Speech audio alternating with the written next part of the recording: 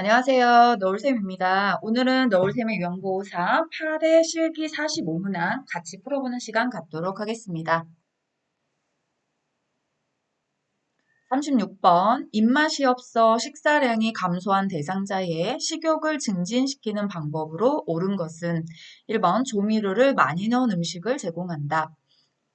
2번 반찬을 모두 갈아서 제공한다. 3번 다양한 색깔의 반찬을 담아낸다.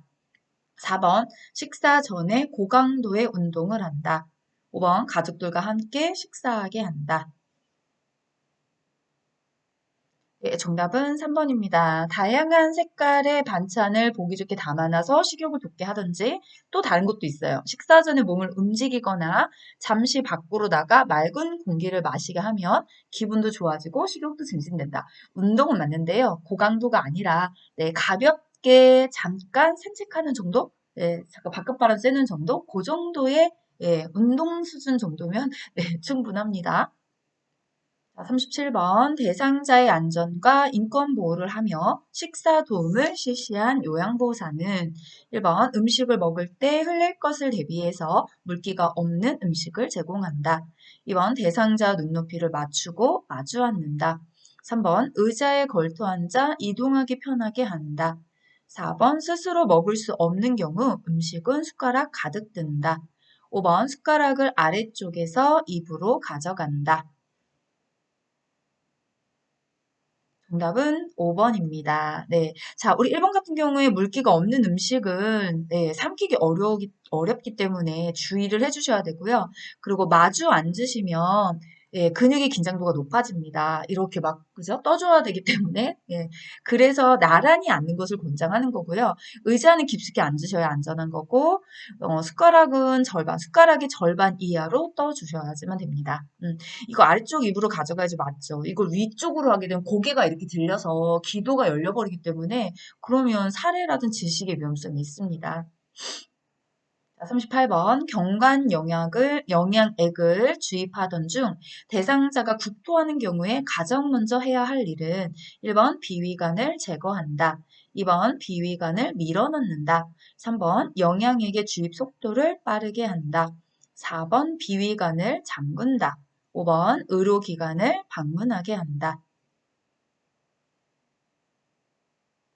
네, 정답은 4번입니다. 비위관을 얼른 잠궈 주셔야 돼요. 그리고 또 잠그는 걸로 끝나지 않고 잠궜다면 시설장이나 관리 책임자에게 보고까지 진행해 주셔야 합니다. 39번 화장실을 이용하는 경우 낙상 예방을 위해서 안전하게 환경을 조성하는 방법으로 옳은 것은 1번 응급 상황을 알릴 수 있는 응급벨을 설치한다. 2번 화장실 바닥의 물기는 자연 건조되도록 기다린다.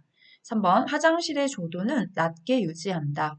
4번 화장실의 위치를 알기 쉽도록 문 앞에 물건을 놓아준다. 5번 밤에는 표시등을 꺼둔다. 네, 정답은 1번입니다. 자, 화장실의 물기는 얼른 없애서 미끄러지지 않게 해주셔야 되고요. 화장실의 밝기, 조도는 높게 최대한 밝게 유지를 해주시는 게 맞죠. 화장실까지 가는 길에 불편함이 없게 하셔야 돼요. 이 문 앞에 물건을 놓았다가 혹시라도 발에 걸려 낙상될 위험성이 있습니다. 밤에도 표시등은 켜두시는 것이 좋습니다. 자, 40번 허리를 들어 올릴 수 있는 대상자의 침상 배설 돕기 방법으로 옳은 것은 1번 주변을 조용하게 해준다. 2번 요이나 변이는 최대한 참을 수 있도록 훈련한다. 3번 대상자가 둔부를 들게 하고 명보사가 한 손으로 변기를 밀어 넣어준다. 4번 항문에서 요도 쪽으로 닦아준다. 5번 몸을 옆으로 돌려 눕히고 방수포를 깐다. 정답은 3번입니다. 자, 중요한 건 허리를 들어 올릴 수 있는 대상자입니다. 자, 주변은 조용하게 하는 게 아니라 배설 시 소리 나는 것에 부담을 느끼지 않도록 변기 밑에 화장실을 깔거나 또는 텔레비전을 켜거나 음악을 틀어놔 주셔야 되고요. 요이나 변이가 생기면 즉시 배설을 할 수 있도록 도와주셔야지 참을수는 훈련하지 않습니다. 자, 4번 같은 경우에는 요도에서 항문 쪽으로 순서가 바뀌었죠. 자, 5번 같은 경우에는 옆으로 돌려눕히는 경우는 허리를 들어 올릴 수 없는 대상자. 그럼 허리를 들어 올릴 수 있는 대상자는 어떻게 할까요? 예, 둔부를 들고 방수포를 깔아주시면 됩니다. 41번 이동변기를 사용하는 대상자를 돕는 방법으로 옳은 것은 1번 대상자 손에 남아있는 잔변물은 소독제로 닦아준다. 2번 밖에서 기다리면서 문제없이 용변을 보는지 신경을 쓴다. 3번 이동변기는 하루에 한 번 세척한다. 4번 배설 중에는 하반신을 노출시킨다. 5번 움직이기 힘들어하는 대상자의 경우 이동변기는 90도로 비스듬히 붙인다.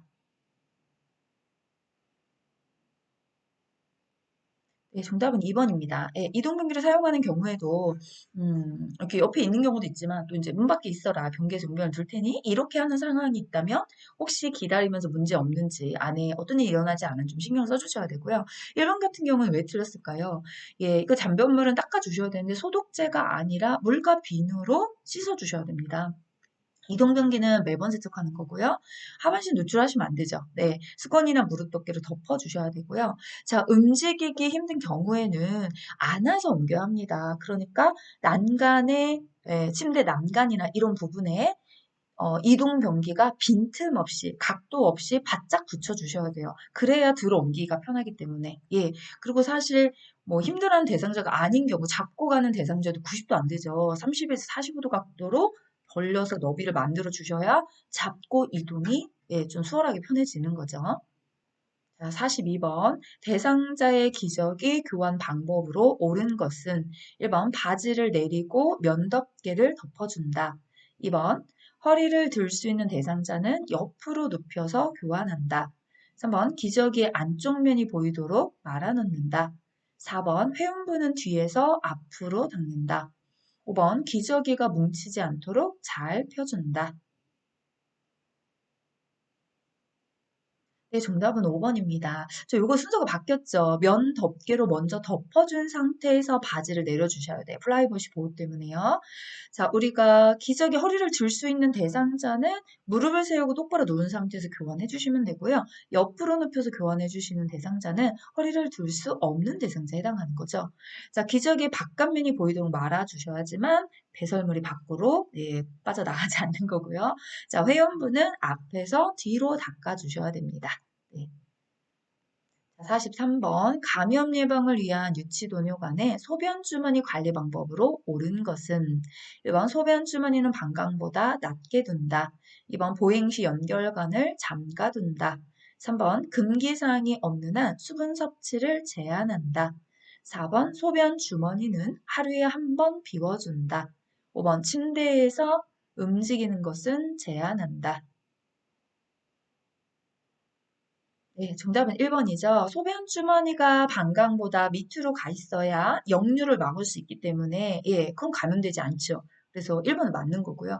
자, 보행 시 잠그지 않아요. 그냥 소변 주머니를 방광보다 밑으로 가게만 두고 보행하셔도 역류되지 않기 때문에 아무 문제가 되는 게 아니고요.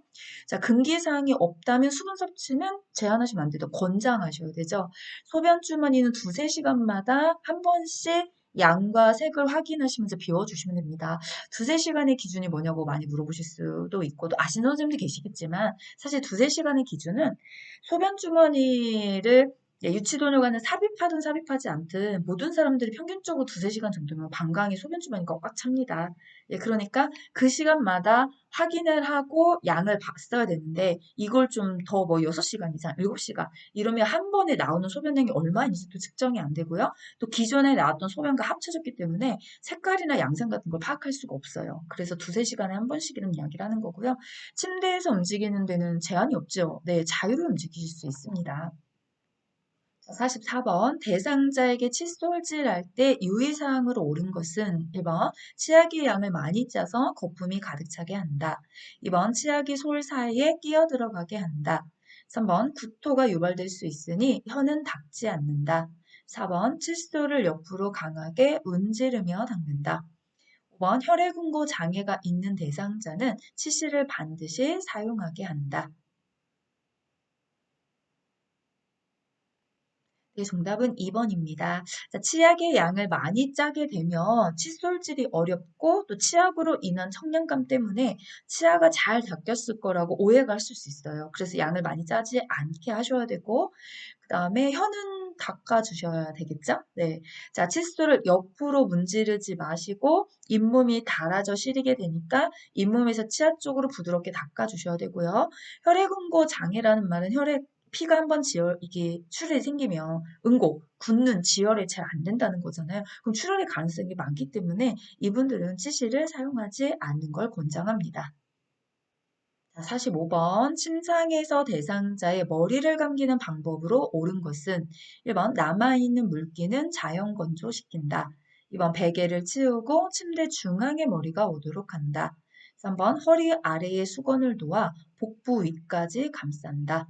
4번 젖은 머리를 건조할 때 머리카락은 비비지 않고 가볍게 두드려 물기를 제거한다.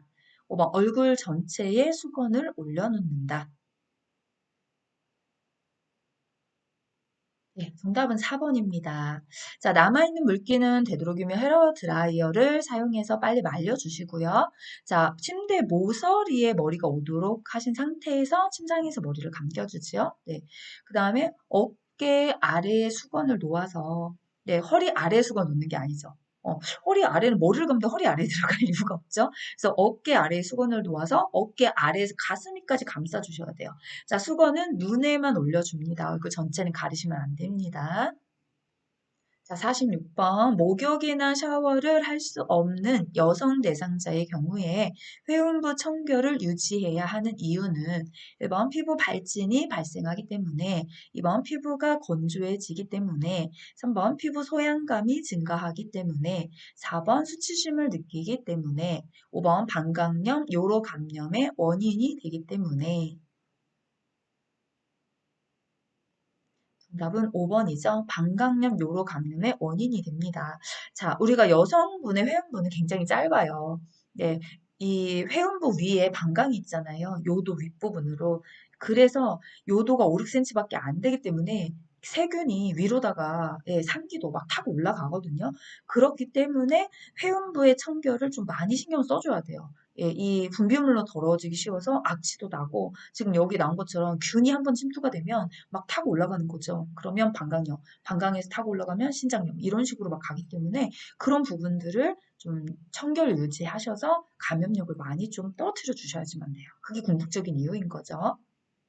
자, 47번. 대상자의 침상 목욕 돕기를 할 때 말초 부위에서 중심부로 닦아주는 이유는 1번 정맥 혈액을 심장 쪽으로 밀어 올리기 위해 2번 장 운동을 활발하게 하기 위해 3번 욕창을 예방하기 위해 4번 피부 염증을 줄이기 위해 5번 피부 상태를 청결히 하기 위해 정답은 1번입니다. 네. 자, 손목 쪽에서, 우리 목욕할 때 손목 쪽에서 팔 쪽으로, 발끝에서 허벅지 쪽으로, 말초 부위에서 중심부로 닦으면 정맥 혈액을 심장 쪽으로 밀어 올리는데, 그러니까 우리가 정맥혈액은 자, 이것부터 할게요. 아시는 선생님도 계시겠지만 이 구체적인 이유를 모르면 그냥 암기한다고 이게 사실 이해가 잘 되는 건 아니거든요. 자, 우리가 심장에서 뻗어 나가는 혈관이 두 개가 있잖아요. 예, 이렇게 그림을 좀 그려서 예, 제 그림 잘 못 그려요. 양해 부탁드리고요. 네, 자, 심장에서 뻗어나가는 혈관이 동맥이 있어요. 심장에서 쾅 해서 산소와 영양소를 동맥을 타고 신체 각 세포로 다 배당을 줍니다. 그럼 그 세포는 산소와 영양소를 가지고 사용하는 거예요. 그럼 우린 대사라는 말 쓰잖아요. 자, 사용하고 나고 난 대사 산물, 노폐물을 다시 정맥을 타고 심장으로 돌려보내줘야 돼요. 그런데 나이가 들어서 노인이 되시면 심장에서 산소와 영양소를 동맥을 타고 전신 세포로 보내는 건 잘 갑니다. 심장병 환자가 아닌 이상. 그런데 노폐물을 담은 피가 정맥으로 다시 타고 심장으로 오는 건 나이 들어서 잘 안 와요. 그렇기 때문에 말초에서 중심부로 닦아주면 혈액순환을 좋게 하는 거죠. 안 돌아오는 거 빨리빨리 돌아오게 도와주는 거잖아요. 그렇기 때문에 이렇게 닦기부터 시작을 하셔야 되고 뭐든지 마사지도 마찬가지죠. 네, 제가 수업 시간에 자꾸 그러거든요. 혹시 때를 밀어주는 분한테 가셨는데 거꾸로 밀면 똑바로 막 밀어달라고 똑바로가 뭐냐면 말주에서 중심으로요. 그래야 때도 잘 부서지겠거니와 또 순환이 좋아져서 하고 나서 굉장히 기분이 많이 달라집니다. 그러니까 마사지도 보통 그런 식으로 방향을 잡아서 가잖아요. 그 이유였습니다. 48번 오른쪽 편마비 대상자가 수액을 맞고 있을 때 단추 있는 옷을 벗기는 순서로 옳은 것은 자 이거 선생님들 찾아주세요. 시간 드리겠습니다.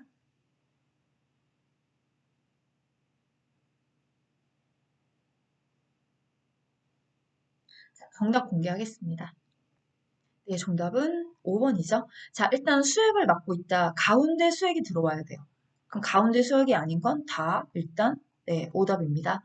자, 그 다음에 수액이 가운데인 거 두 개. 찾으면 항상 두 개가 난다고 했어요. 네, 유형버섯 시험은 세 개 만들 수 없어요. 절대 못 만들어요. 저도 이거 해봤거든요.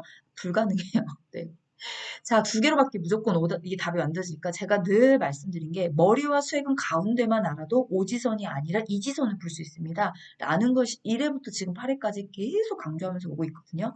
자, 여기까지 하셨으면 이제 벗기는 순서였으니까 벗을 때는 건강한 쪽. 오른쪽 편마비니까 네, 왼쪽 팔이네요. 건강한 팔 벗고 수액을 벗기고 마비된 팔을 네, 벗겨주시면 됩니다. 자, 여기서도 항상 잔소리하죠, 제가. 정지 버튼 누르시고 왼쪽 편마비가 벗는 순서도 해보시고 오른쪽 편마비가 입는 순서도 해보시고 왼쪽 편마비가 입는 순서도 해보세요. 어차피 시험 문제는 4개 중에 하나입니다. 그죠? 그러면 수액을 빼고 가운데 머리를 집어넣어도 어차피 4개 중에 하나고, 예. 저도 지금 이 순서에 준해서 1회부터 섞어서 막 내는 겁니다. 어디는 머리 문제 냈다, 어디는 수액 냈다, 어디는 벗겼다, 어디는 입었다. 어차피 편마비는 오른쪽, 왼쪽 2개밖에 없잖아요. 예, 그러니까 한 문제 푸시면서 나머지의 내용도 같이 공부하시는 거. 이렇게 하시면 아마도 실력이 좀 팍팍 올라가지 않을까요? 답 찾는 속도가 좀 빨라질 것 같고요. 꼭 해보세요. 49번 오른쪽 편마비 대상자를 침대에서 일으켜 앉히는 방법으로 옳은 것은 1번 요양보호산 대상자의 오른쪽에 선다. 2번 대상자 양쪽 무릎을 굽혀 세운 후 왼쪽이 위로 오게 돌려 눕힌다. 3번 요양보호사의 팔을 대상자의 몸 밑으로 넣어 등과 어깨를 지지한다. 4번 요양보호사의 반대손은 대상자의 허리를 지지하여 일으켜 앉힌다. 5번 대상자가 오른손으로 짚고 일어날 수 있게 한다.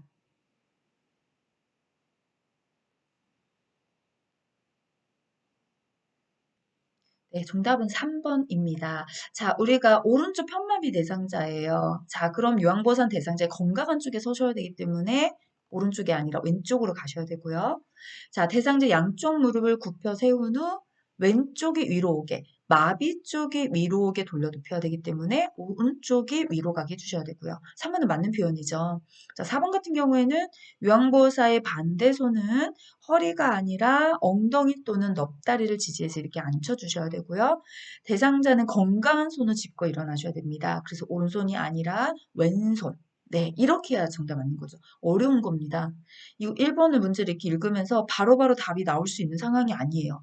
예, 원래 그렇습니다. 이거 동작 장면의 체해 변경 좀 상상하시면서 문제 풀어주셔야 되잖아요. 그래서 지금 답이 안 보인다고 실망하지 마시고 답이 눈에 딱 보이거나 잘 풀어주셨다면 잘하고 계신 거고요. 만약에 그렇지 않다면 이거 표준교재 페이지로 한번 가셔서 그림만 한번 보시고 표준교재 책에 있는 순서를 한 번만 이렇게 읽으시고 또 다시 문제를 봐보시면 금방 이해가 될 거예요. 네, 연상이라고 해서 장면을 머릿속에 상상하는 시간이 좀 필요합니다. 강사인 저도 그렇습니다. 저도 빨리빨리 못 풀어요, 이런 문제. 네, 그러니까 답이 안 보인다고 실망하지 마시고 시간이 지나면 되는 일입니다. 하나씩 하나씩 그림을 상상하시면서 정답을 찾아가시면 돼요. 그리고 유튜버는 저랑 같이 푸니까 제가 그 시간을 막 맞춰서 늦게 갈 수가 없잖아요. 그래서 조금 빨리 풀게 되는 거고 우리 선생님들 시험장에 가시면 시간이 충분해요. 예, 시간이 모자라서 못 풀었단 말씀은 제가 사실 지금까지 들어본 적이 없거든요. 네, 그러니까 천천히 가시면 됩니다.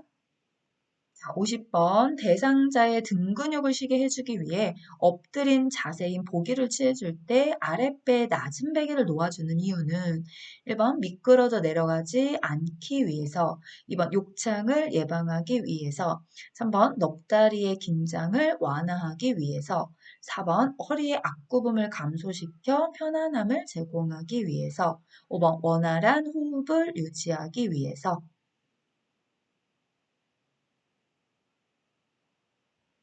네, 정답은 4번인 거죠. 네, 아랫배에 낮은 베개를 놓아주는 것은 허리의 앞구분을 감소시키고 편안한 자세가 되기 위해서 또 이제 아랫배뿐만 아니라 발목 밑에 네, 베개를 넣어준다면 그럼 이건 넉다리 긴장감을 완화할 수 있어요. 그러니까 여기 3번 같은 경우는 발목이 들어가면 좀 정답에 가까워지는 거고요. 저는 아랫배 하나만 물어봤기 때문에 정답은 4번에다가 해주시면 되겠습니다. 자, 51번. 다음 그림과 같이 휠체어에 앉은 대상자를 두 사람이 침대로 옮기는 방법으로 옳게 설명한 것은 1번 휠체어는 침대에 평행하게 붙여놓는다. 2번 키가 크고 힘센 사람이 대상자 다리 바깥쪽에 선다. 3번 대상자 뒤에 선 사람은 대상자의 겨드랑이 아래로 팔을 넣어 가슴을 잡는다. 4번 다리 쪽에 선 사람은 한 손은 종아리 아래에 다른 한 손은 발목을 잡는다. 5번 힘이 비교적 약한 사람이 대상자 뒤쪽에 선다.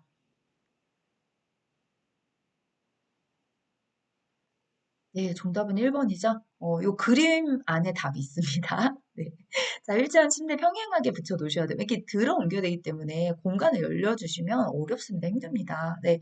키가 크고 힘센 사람 딱 봐도 남자분 힘세죠? 대상자 뒤쪽으로 가셔야 되고. 그쵸? 네, 그죠. 요거는 네, 그 부분이 틀린 거고요. 비교적 힘이 약하신 분은 대상자 뒤가 아니라 다리 쪽에 와주셔야 되고요. 자, 그럼 뒤에 선 사람은 대상자 아래로 팔을 넣어서 겨드랑이 팔을 놓는 거 맞는데 가슴을 잡는 게 아니라 어디를 잡나요? 대상자의 지금 팔을 잡고 있습니다.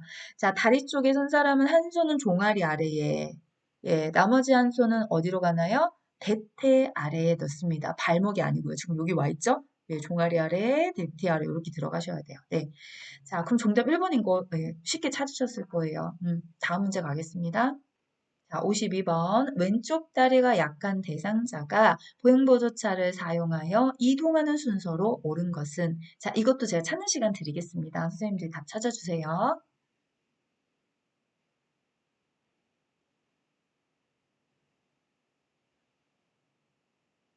네, 정답 공개하겠습니다. 네, 정답은 2번이죠. 왼쪽 다리가 약하다. 그렇다면 약한 다리와 보호의 보조차가 함께 같이 가고 건강한 다리가 따라 나와 주시면 됩니다. 예. 이것도 만약에 오른쪽 다리가 약하다면 그렇지요. 그럼 정답 1번으로 바뀌는 거죠. 그럼 우리가 한쪽 다리만 약한 대상자만 있는 게 아니잖아요. 양쪽 다리가 다 약하면요. 보행보조차, 오른쪽 다리, 왼쪽 다리. 예, 그럼 답은 또 3번으로 바뀌죠. 예, 이런 식으로 보행법은 어차피 딱 그거 세 개밖에 없어요, 순서가. 그러니까 그 부분에 대해서 우리가 또 같이 한번 보고, 예, 다음 문제로 넘어가면 좋겠네요. 자, 53번. 지팡이를 사용하여 걷기를 하는 대상자를 따라 걷는 방법으로 옳은 것은 1번 마비된 손으로 지팡이를 사용하도록 한다. 2번 지팡이는 발 옆으로 15cm 지점에 끝을 내밀게 한다. 3번 대상자와 비스듬히 약 50cm 뒤에서 속도를 맞춰 걷는다. 4번 방향 전환을 할 때는 건강한 쪽을 지팡이 쪽으로 내민다. 5번 마비된 다리에 체중을 실어 원을 그리듯이 천천히 방향을 바꾼다. 네, 정답은 3번입니다. 대상자와 비스듬히 한 50cm 뒤에서 속도를 맞춰 따라가 주시면 돼요. 안전 이제 어떤 상황이 대비하기 위해서 그런 거죠. 자, 1번 같은 경우에 지팡이는 반드시 건강한 손으로 잡아 주셔야 되고요. 자, 지팡이 끝은 어디다 놓을까요? 발 앞 15cm, 바깥쪽 옆 15cm 지점에 이렇게 나와요. 발 앞 15cm로 옆으로 한 번 가서 바깥쪽 옆 15cm 지점에 끝을 내려놔라. 자, 방향을 전환할 때는 마비된 쪽을 지팡이 쪽으로 내밀어 줍니다.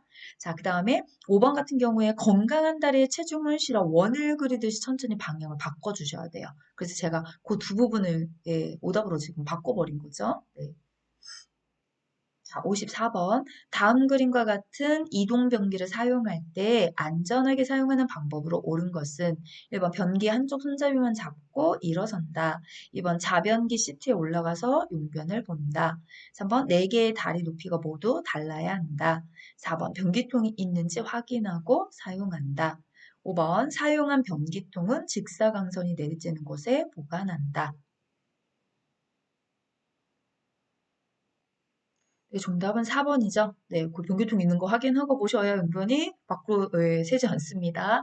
자, 1번 같은 경우는 한쪽 손잡이만 잡고 일어서면 기울어서 낙상의 우려가 있고요. 자변기 시트에 올라서지 않습니다. 4개의 다리가 모두 지면에 같은 높이로 닿아야 되고요. 자, 사용한 변기통은 직사광선이 아닌 서늘한 곳에 보관해 주시면 됩니다. 자, 55번. 재가 대상자의 식사 준비 방법으로 옳은 것은 1번. 치아 문제로 음식을 잘 씹지 못하는 경우에 부드러운 재료를 선택한다. 2번. 생선은 오래 삶으면 부드러워지나 육류는 오래 삶으면 질기고 딱딱해진다. 3번. 국수 등 면을 삶을 때는 소금으로 간을 한다. 4번. 식재료나 물품의 구매 내역은 요양보호사가 결정한다. 5번. 간을 맞출 때는 간장보다 소금을 이용한다. 네, 정답은 1번입니다. 자, 우리가 육류는 오래 썰면 부드러워져요. 거꾸로, 그쵸? 네, 그런데 생선 오래 썰면 질기고 딱딱해집니다. 두 가지가 바뀐 거죠. 자, 국수와 같이 면을 삶을 때는 소금 간을 따로 하지 않습니다. 국수 자체에 염분이 들어가 있어요. 추가로 할 이유가 없다는 거고요. 자, 식재료나 물품의 구매 내역은 대상자 충분히 상의하는 결정을 해주셔야 돼요. 자, 우리 간을 맞출 때는 소금보다는 다양한 풍미가 좋은 간장을 이용하는 것이 좋습니다. 자, 56번. 냉장 냉동식품 보관 방법으로 옳은 것은 1번 냉장실에 음식을 보관할 경우에는 용기 사이를 띄우지 않는다. 2번 조리 후 뜨거운 상태에서 냉장고에 넣는다. 3번 구입 날짜 또는 유통기한을 기록해 둔다. 4번 오래 보관할 식품은 문 쪽에 보관한다. 5번 조리한 음식과 나름식은 함께 보관한다. 네, 정답은 3번입니다. 자, 용기 사이는 띄워주셔야 돼요. 그래야 냉기 순환을 방해하지 않기 때문에 음식이 냉장고에 냉기가 순환이 방해가 되면 보관이 잘 안 되죠. 조리 후에 뜨거운 음식은 식품의 주변 온도를 높이기 때문에 충분히 식힌 다음에 넣어주셔야 되고요. 자, 문 쪽은 온도 변화가 심하기 때문에 오래 보관해야 될 제품들이나 또 온도에 예민한 것들은 냉장고 안쪽에 보관해 주셔야 되고 조리한 음식과 나름식은 구분을 해주셔야지만 이게 세균의 오염도를 좀 막아낼 수 있는 거죠. 자, 57번. 다음 그림과 같이 건조해야 하는 의류로 옳은 것은 1번 청바지, 2번 꽃무늬가 그려진 원피스, 3번 분홍색 스웨터, 4번 흰색 면 티셔츠, 5번 노란색 니트 가디건. 네, 정답은 4번입니다. 자, 햇볕에 옷걸이에 걸어서 말릴 수 있는 걸 찾아보십시오. 라고 한 거죠. 청바지는 색이 바라지 않게 뒤집어 지퍼를 열고 그늘에서 건조를 해주셔야 되고요. 꽃무늬가 그려진 원피스도 햇볕에 말리면 변색되기 때문에 그늘에서 말려주셔야 됩니다. 네, 이거 무늬가 있는 거잖아요. 색깔 무늬. 자, 스웨터나 가디건 같은 경우에는 그늘에서 채반을 펴서 말려주시면 됩니다. 자, 58번. 치매 가족에게 조언 및 정보 제공하는 방법으로 옳은 것은 1번 질병과 증상에 대한 대처 방법을 기계적으로 알려준다. 2번 필요로 하는 적절한 정보를 알려주고 가족 스스로 결정하게 한다. 3번 가족이 기존에 행하던 방법이 아닌 다른 방법을 권유한다. 4번 치매 가족들이 잘못하고 있는 방법은 충고나 지적을 한다. 5번 조언은 치매 가족에게 도움이 되지 않으니 하지 않는다. 네, 정답은 2번입니다. 자, 우리가 1번, 3번, 요 1번, 3번, 요게 합쳐서 존중받지 못한다는 느낌을 받게 할 수 있어요. 1번, 3번이. 누가요? 가족이. 그 다음에 4번 같은 경우에 충분한 이해와 설명의 과정을 거쳐야지 되고요. 예, 그 다음에 5번 같은 경우에는 좀 적절한 조언은 오히려 치매 가족이 긍정적인 기능을 이끌어낼 수 있습니다. 그러니까 조언이 무조건 다 나쁜 건 아니잖아요. 어떤 방법으로 조언을 했냐. 그 방법이 더 중요하니까 도움이 되지 않는 게 아니라 좀 적절한 긍정적인 조언은 도움이 됩니다. 자, 59번. 치매 대상자가 실금한 경우 대처 방법으로 옳은 것은 1번 변실금이 있는 경우 섬유질 섭취를 늘린다. 2번 요실금이 있는 경우 밤에는 2시간 간격으로 배뇨 훈련을 한다. 3번 방광을 확실히 비우기 위해 치골 상부를 눌러준다. 4번 실금이 반복될 수 있으니 젖은 옷은 시간을 두었다가 갈아입힌다. 5번 실금으로 젖은 신체 부위는 씻긴 후 보습을 위해 물기는 그대로 둔다. 네, 정답은 3번입니다. 변실금이 있다면 섬시섭지 늘려주시면 대변이 더 물러질 거예요. 그래서 대변이 무르지 않기 위해 섬시섭지는 웬만하면 좀 조절해 주셔야 되고요. 우리가 밤에는 4시간이죠. 낮에는 2시간, 밤에는 4시간, 수면 시간을 좀 생각해 주셔야 되죠. 가능한 한 젖은 옷은 빨리 갈아입혀 주셔야 되고요. 신체 부위는 씻긴 후 피부를 깨끗이 말려주셔야 돼요. 물기 그대로 두시면 큰일 나죠. 욕창 발생률이 높아지잖아요. 자, 60번 치매 대상자의 개인위생 돕기 방법으로 옳은 것은 1번 부착용 접착천 대신 단추로 된 옷을 이용한다. 2번 자신의 옷이 아니라고 하면 옷 라벨에 이름표를 써둔다. 3번 치아가 없는 치매 대상자도 식후에 양치질을 해준다. 4번 단단한 칫솔을 사용하여 잇몸 출혈을 방지한다. 5번 대상자를 욕실 내에 잠시 혼자 머무르게 해도 된다. 네, 정답은 2번이지요. 네, 옷이 아니라고 하면 라벨 이름을 써두시면 돼요.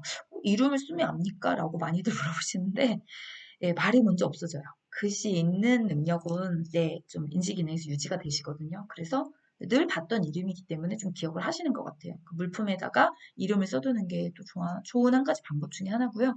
자, 우리가 단추를 더 어려워하죠. 그러니까 단추가 안 될 경우에 부착용 접착천으로 거꾸로 가셔야 되는 거죠. 제가 순서를 바꿔놓은 거고요.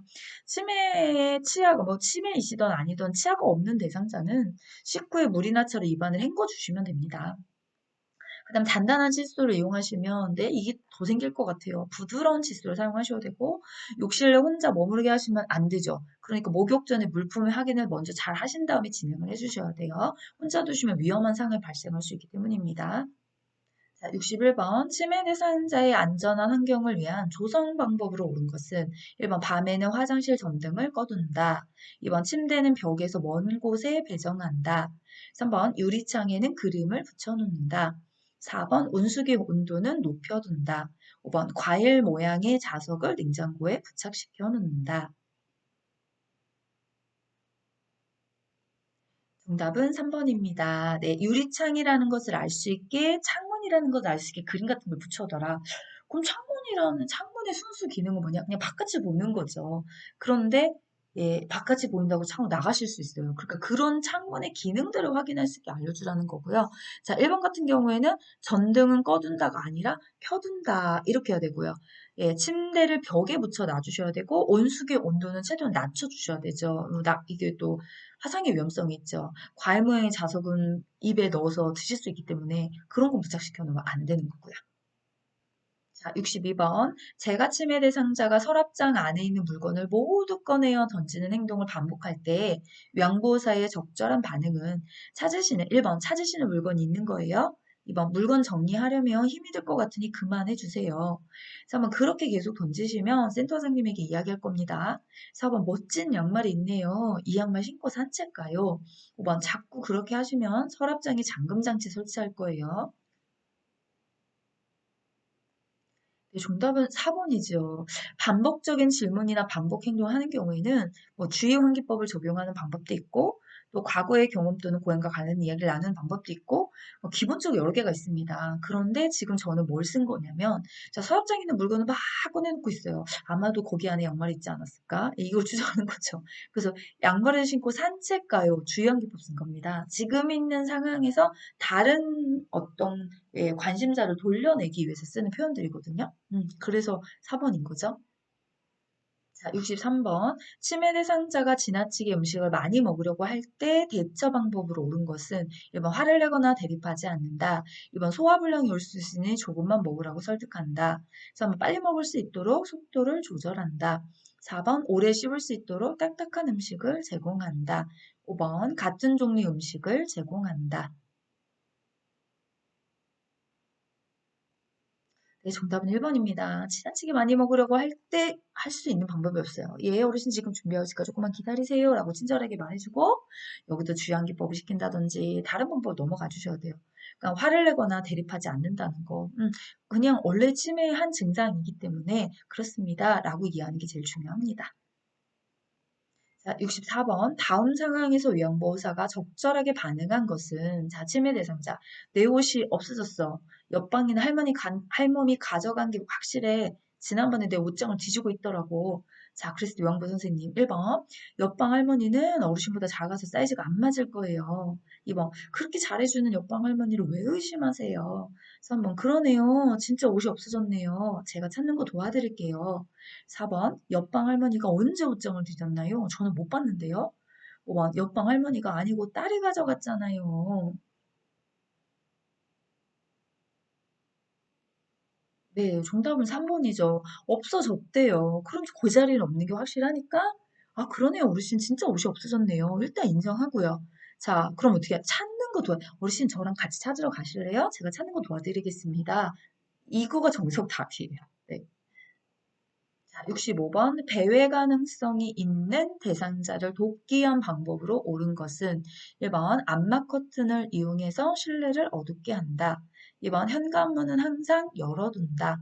3번 주소, 전화번호가 적힌 이름표를 옷에 꿰매어 준다. 4번 라디오는 크게 틀어놓는다. 5번 복잡한 일거리를 주어 에너지를 소모하게 한다. 자, 정답은 네, 3번입니다. 주소나 전화번호가 적힌 이름표를 옷에 꿰매주시면, 네, 좀 누구라도 발견이 되면 또 그 전화번호를 보고 집으로 이렇게 돌아갈 수 있게 도와주는 도움을 줄 수가 있잖아요. 자, 1번 같은 경우에, 암막 커튼을 이용해서 실을 어둡게 한다. 집안 어둡게 하면 약간 공포심이나 두려움 때문에 밖으로 나갈 수 있는 위험성이 커지니까 그런 거 안 되고요. 현관문 열어두시면 안 돼요. 창문이나 현관문이나 출입이 가능한 모든 곳의 문은 잠궈 주셔야 돼요. 혼자 밖으로 배회로 나갔을 때 굉장히 위험한 거잖아요. 또 라디오를 크게 틀어놓으면 이 라디오라는 상황이 그게 라디오 가상이에요. 그런데 그 소음 라디오에서 나오는 소리가 착각과 환각을 일으켜서 뭐 공포심이 있거나 무섭거나 이러면 또 집 밖을 막 나갈 수가 있어요. 그다음에 복잡한 일거리는 아니죠. 단순한 일거리 주셔야지만 같이 진행을 할 수 있는 거고요. 자, 66번. 치매 대상자와 의사소통할 때 지켜야 하는 기본 원칙으로 옳은 것은 1번 큰 목소리로 말하거나 목소리 톤을 높여준다. 2번 한 번에 두세 개의 질문을 한다. 3번 유행어나 외래어를 적절히 사용한다. 4번 대상자가 이해하지 못하면 반복하여 설명한다. 5번 이유를 묻는 질문을 한다. 자, 정답은 4번입니다. 자, 우리가 큰 목소리로 말하거나 톤을 높이면 말하는 사람이 화가 났다는 걸 여길 수 있어요. 오해할 수 있다는 얘기죠. 자, 질문을 한 번에 한 가지씩 답할 수 있는 질문 하셔야 되고, 외래어나 유행어는 사용하지 않습니다. 이유를 묻는 질문도 하지 않아요. 네, 아니요로 답할 수 있도록 간단하게 답할 수 있는 질문을 진행해 주시면 됩니다. 자, 67번. 치매 대상자와 다음과 같은 프로그램을 할 때 향상될 수 있는 인지 기능은 채소 그림과 그 밑에 숫자의 짝을 기억했다가 그림 아래 빈칸에 숫자를 짝지어 보게 한다. 프로그램을 진행한 후에는 나왔던 물건의 이름을 질문한다. 1번 공간 능력, 2번 진압력, 3번 표현력, 4번 언어 능력, 5번 기억력. 네, 정답은 5번입니다. 프로그램에 진행한 후 나왔던 물건의 이름을 질문한다. 기억하고 있어야 그게 어떤 거였는지 알 수 있잖아요. 우리 뭐 가지는 1번, 오이는 2번, 배추는 4, 이런 거 기억나시죠? 네, 거기에서 냈던 문제예요. 자, 그럼 우리가 이 인지자국 훈련별로 향상할 수 있는 인지 기능들을 모아놓은 표가 있습니다. 네, 이 표인 거죠. 이것도 문제를 제가 만들어 놓은 문제마다 지금 계속 냈어요. 네. 그래서 인지 기능에 문제가 없는 대상자가 하는 프로그램 5개, 경증 8개, 중증 6개마다 이 표준 교재에 나와 있는 걸 제가 다 뽑아 놓은 거예요. 날짜 계산을 하는 건 계산력과 기억력을 향상시키는 겁니다. 우리 지금 했죠. 그림과 숫자를 짝지어 기억하는 건 기억력을 향상하는 겁니다. 이런 식으로. 그래서 이 빨간 글씨가 이 프로그램을 쓸 때 향상시킬 수 있는 인지 영역입니다. 이렇게 표로다가 기억을 해주시는 게 좋아요. 열로 암기해 주시면 좋습니다. 네, 자, 그럼 다음 문제 가겠습니다. 자, 68번. 요양보호사와 대상자 모두에게 정리할 시간을 주며 가치 있는 치료적 도구로 작용하여 대상자로 하여금 말할 수 있는 용기를 제공하는 의사소통 기술은 1번 침묵, 2번 수용, 3번 공감, 4번 경청, 5번 라포. 정답은 1번입니다. 정리할 시간을 준다. 그거 딱 명심무기예요. 자, 그럼 우리 수용이라고 하는 것은 비판 없이 그대로 받아들이는 거고요. 공감이라고 하는 것은 상대방이 하는 말을 상대방의 관점에서 이해하고 감정을 같이 느끼고 자신이 느낀 바를 전달하는 겁니다. 자, 경청이라고 하는 것은 다른 사람의 말을 주의 깊게 들으며 공감하는 능력이고요. 라프라고 하는 것은 마음의 유대라는 뜻으로 서로의 마음이 연결된 상태, 두 사람의 상호신뢰 관계를 나타냅니다. 예, 저기 너울쌤이 달달달달 외워서 얘기하는 거 아닙니다. 저도 이렇게 못 외워요. 저 문제집 옆에 놓고 해설은 제 문제집 해설에 있는 내용을 그대로 읽어드리는 거예요. 네, 그래서 어제 댓글에 앞에 글이 하나 이렇게 선생님이 적어주셨던 그 답을 오늘 들으려고 하는데 해설이 참 잘 돼 있어서 너무 공부하기가 좋습니다라고 해서 기분이 참 좋았어요. 예, 정말 저도 이거 만들 때 그리고 지금까지 제가 하면서 오타도 있고요. 예, 많아요 지금 오타도 많이 표시해놨거든요. 네, 그리고 문장을 좀 바꿔주고 싶은 것도 있어요. 다시 보니까 그런데 일단 네, 장점을 좀 뽑자면 저도 제가 문제를 집필했지만 아 그냥 사실 제 해설이 없이도 문제집만 있으면 이게 딱 해설을 볼 수 있게 사실 많이 애를 쓰긴 했거든요. 근데 그걸 알아주시는 분이 있어서 너무너무 사실 행복했어요. 어제 그 댓글을 읽고 이따가 선생님한테 전하긴 하겠지만 네. 그래서 지금 이렇게 그냥 침묵만 알고 넘어가는 게 아니라 왜 어차피 시험 문제는요. 또 바꿔요. 문장을요. 아까처럼 뭐 비판 없이 있는 그대로 받아들이는 것으로 의사소통의 기술은 무엇이냐 이렇게 바꿀 수 있다면 그럼 정답은 수용으로 가는 거잖아요. 그래서 정답도 참 중요하지만 항상 문제풀이는 뭐냐면 오답이 제일 중요합니다. 같은 문제가 나올 확률이 많지 않기 때문에 그렇습니다. 네, 다음 문제 가겠습니다. 자, 69번. 식사 후에 양치질을 하지 않으려는 대상자에게 나아 전달법으로 올바르게 의사소통한 것은 1번 자꾸 안 하시면 저랑 치과 가셔야 합니다. 2번 저도 양치 안 하고 싶을 때 많아요. 3번 양치질을 하지 않으시니 충치가 생길까 봐 걱정돼요. 4번 힘들어도 참고 하셔야지요. 5번 좋은 칫솔 바꿔드릴게요. 네, 정답은 3번입니다. 네. 문제를 제가 만들고 오답 문장도 제가 만들었지만 이런 거 만들 때 진짜 힘듭니다. 정답 하나만 내비두고 답이 아닌 걸로 바꾸려니까 그걸 문제 출제할 때 머리 쓸 때 되게 힘들어요, 사실요. 네, 자 그러면 나전달법의 그 순서가 있잖아요. 네, 우리 선생님들 기억하고 계실까요? 첫 번째 상황을 있는 그대로 이야기한다. 상황이 뭔가요? 양치질 하지 않으려는 상황인 거죠. 예. 그다음 두 번째, 그걸로 인해서 오는 영향, 충치가 생길까 봐요. 그렇죠? 세 번째, 그래서 느낌이 어떻습니까? 저만이 걱정돼요. 네 번째, 어르신 양치 좀 해주시면 안 될까요? 그런데 제가 늘 말씀드려요. 나전달법은 4번은 요양보사 시험에서는 출제하지 않는다. 왜? 이걸 출제하면요, 문장이 더 길어져요. 그러면요, 예, 정말 정답이 너무 눈에 띄어요. 이것도 지금 잘 봐보세요. 제가 최대한 줄이고 줄였지만 정답 문장이 제일 길거든요. 그래서 가끔 이런 말도 합니다. 나전달법이 진짜 찾기 어렵다 그러면 문장 제일 길은 걸 가지고 한번 고민해 보세요. 이렇게. 왜냐면 그게 다 답이 된다라고 학원을 드릴 수는 없어요. 아닌 경우도 네, 저는 문제에서 많이 봤으니까. 그렇지만 일단은 문장이 긴 거가 답이 될 확률이 있다라고 말씀을 드릴 수밖에 없는 건 1, 2, 3단계 상황, 영향, 느낌이 다 들어가야 나준답법의 정석 답안입니다. 그렇기 때문에 그렇습니다. 네, 자 다음 문장이요. 다음 문제요. 자, 70번. 다음과 같은 방법으로 의사소통해야 하는 대상자는 신체 접촉을 하기 전에 먼저 말을 건넨다. 사물의 위치를 시계 방향으로 설명한다. 이해하기 쉬운 언어를 사용한다. 1번 언어장애 대상자, 2번 시각장애 대상자, 3번 진압력장애 대상자, 4번 치매로 인한 장애 대상자, 5번 노인성 난청 대상자. 네, 정답은 2번입니다. 여기서 끝내주셔야 돼요.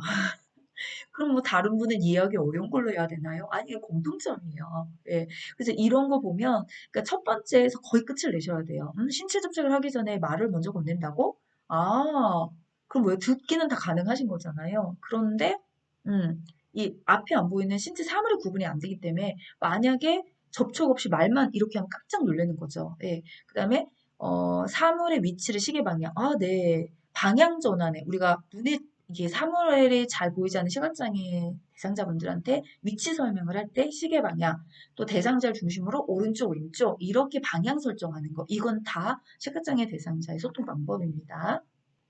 71번 다음과 같은 대처와 의사소통을 해야 하는 치매 대상자의 상황으로 옳은 것은 불안의 원인을 파악하고 좋아하는 일을 자주 하게 하고 집중할 수 있게 하기, 스킨십을 자주 하며 사랑받는 느낌 들게 하기. 1번 환각, 2번 무감동, 3번 불안, 4번 배회, 5번 공격성. 네, 정답은 3번입니다. 문제의 답이 있습니다. 네, 왜냐면 이게 표에서 낸 거잖아요. 이거 신설 파트예요. 2024년이 되면서 의사소통에서 치매 상황을 주고 이럴 땐 이렇게, 이럴 땐 이렇게. 사실 이 내용이 15장 상황별 사례에 토의 수업할 때도 그대로 씁니다. 저도 그래서 토의 수업을 진행할 때 앞에서 의사소통 잘 배우셨죠? 이런 말 꼭 해요. 그리고 그 두 개를 왔다 갔다 하면서 제가 같이 설명을 드리거든요. 어차피 답이 다 거기 있어요. 이렇게 의사소통 파트 안에 이런 내용들이. 그래서 여기도 다 비슷비슷한 문장들 씁니다. 대처법들을요. 그런데 눈에 좀 띌 수 있을 만한 내용들을 제가 문제로 뽑아온 거고요. 과거의 감정으로부터 이렇게 기인이 돼서 또는 뭐 외로움 때문에 또는 자녀에게 짐이 된다는 걱정 때문에 또 치매 증상에 대한 무기력 때문에 이런 것들이 불안의 상황을 만드는 거예요. 그래서 그런 원인들 좀 파악해 보시고 또 좋아하는 일을 하게 하고 스킨십을 자주 하고 이렇게 되면 이런 감정들을 많이 가라앉습니다. 네. 72번 대상자가 노인복지관에서 서해교실에 참석해서 적극적으로 활동하는 것은 어떤 여가활동 유형에 해당하는 것인가? 1번 운동활동, 2번 사교락 활동, 3번 자기계발활동, 4번 가족중심활동, 5번 소일활동.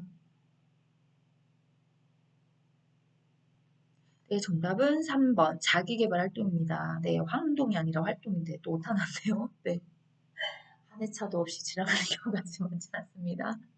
자, 일단은 제가 요것도 표준교재에 일단 분류를 시켜놨어요. 자기 개발이 들어가는 거. 예, 뭐가 있을까요? 서예교실 외에도 빠른 속도로 읽겠습니다. 책 읽기, 독서교실, 그림 그리기, 서예교실 신앙송, 악기 연주 101장, 미니교실 창작활동. 예.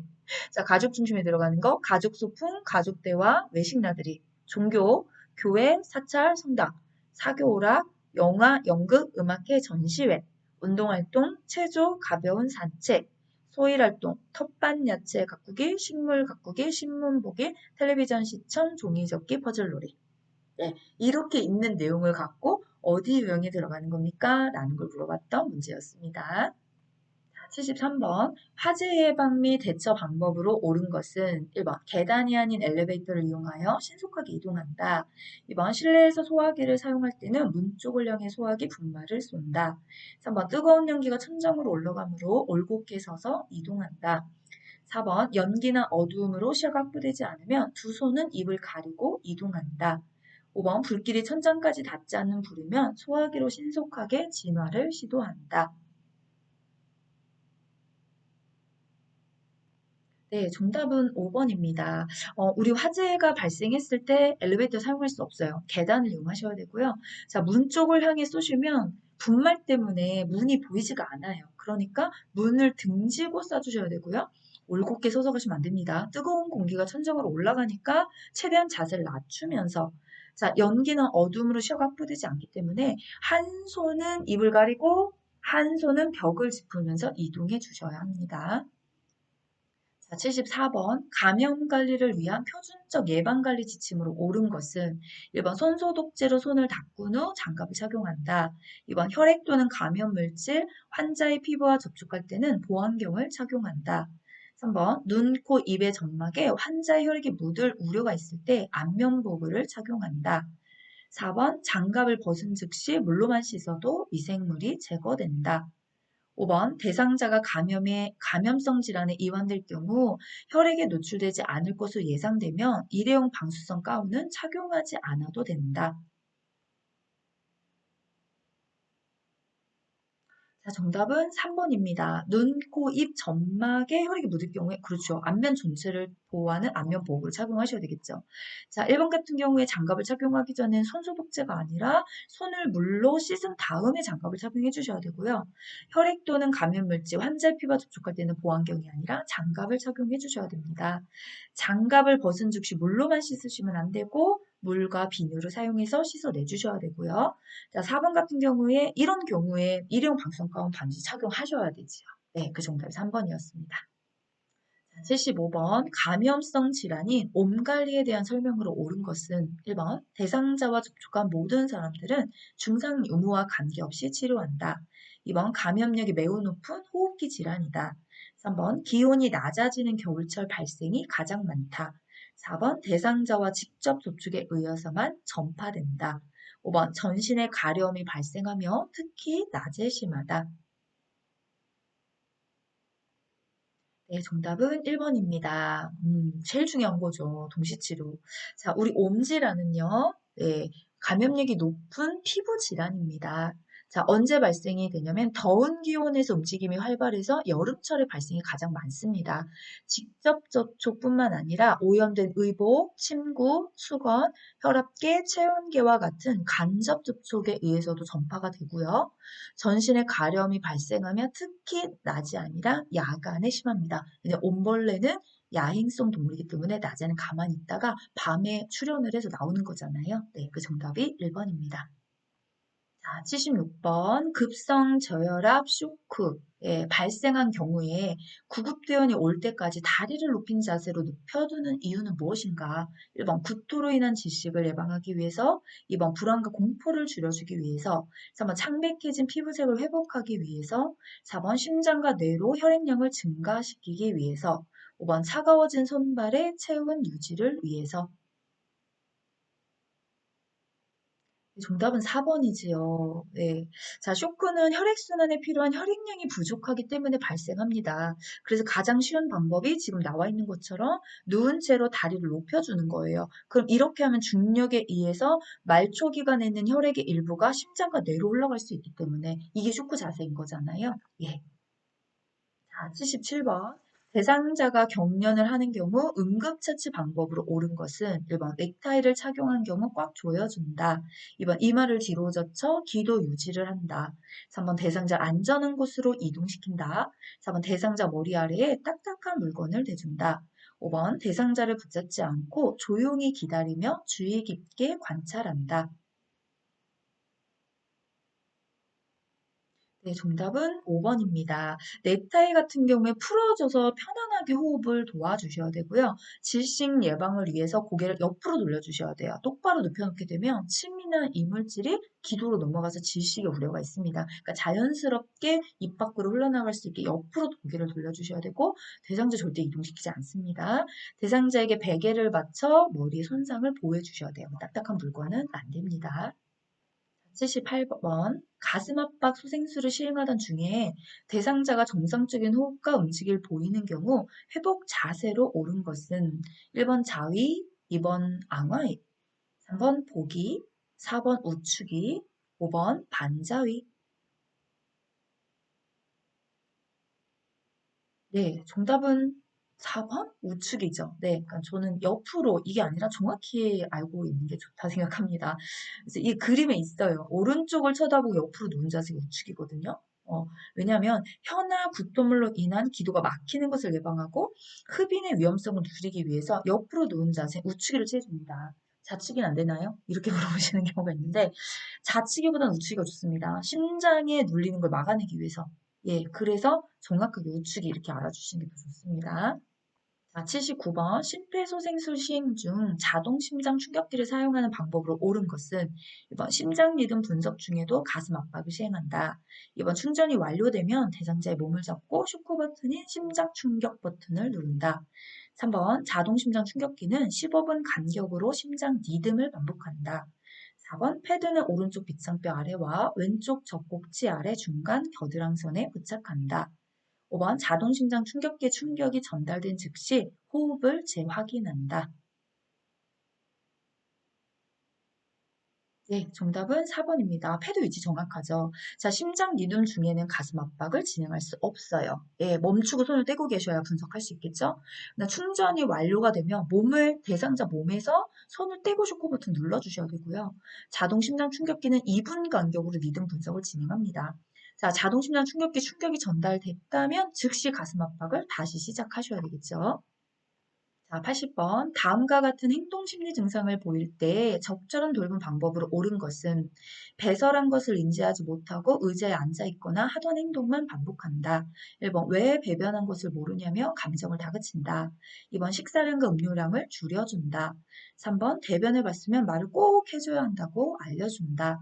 4번. 자존심을 유지할 수 있도록 대상자 뒤에 서서 신속하게 옷을 갈아입힌다. 5번 실금이 장기적으로 나타나는 경우 기저귀를 착용하게 한다. 자, 정답은 4번입니다. 자존심을 유지할 수 있도록 뒤에 서서 신속하게 옷을 갈아입혀준다. 배설한 것을 인지하지 못하는 심해 대상자를 돌볼 때는 일단 차분한 태도로 신속하게 해결해 주는 게 제일 좋아요. 화를 내거나 비난하지 않으셔야 되고 또 자존심을 유지할 수 있는 세심한 배려도 필요해요. 예, 그래서 이제 이런 경우가 우리 상황별 사례에 나왔던 거잖아요. 시험 문제 안 나오는 게 아닙니다. 저는 이거를 뒤에서 낼 거라고 예측을 했었는데, 80번이 거의 그 심폐소생술에서 문제가 종료가 되나 봐요. 그런데 이 문제가 치매 단원 문제에 같이 출제가 되고 있다고 굉장히 많이 듣고 있어요. 그러니까 상황별 사례를 무시하시면 안 돼요. 여기서도 문제가 나오는 겁니다. 단지 배분의 순서 비율만 좀 다를 뿐이라는 거예요. 예, 그래서 꼭 기억하셔야 되고, 우리 수업을 다 하셨던 선생님들은 수업 시간에 영상 다 보셨을 거예요. 표준 교재랑 링크로 연결돼서 영상이 나오잖아요. 또 이제 저 같은 경우에는 실기 수업도 직접 진행하고 있고요. 사례극도 하고 역할도 하고 상황별 제시해서 직접 대체해 보실래요? 이렇게도 수업을 하고 있거든요. 그래서 수업을 들으신 선생님들이 실제로 해봤던 내용이 시험에 나와서 너무 많이 도움이 됐어요. 라는 후기를 많이 듣고 있어요. 그게 뭐냐면 이 내용들을 그대로 시험 동작으로 넘어가기 때문에 오래 기억하고 계신 거거든요. 그래서 행동심리증상 대처법 상황별설의 시험 문제에 출제되고 있습니다. 자, 이렇게 오늘 80번까지 8회차 마무리를 졌고요. 공부하시느라고 너무너무 고생 많으셨고, 저는 또 준비해서 9회차로 빠른 시간 안에 찾아오도록 하겠습니다. 자, 오늘도 수고 많으셨습니다. 감사합니다.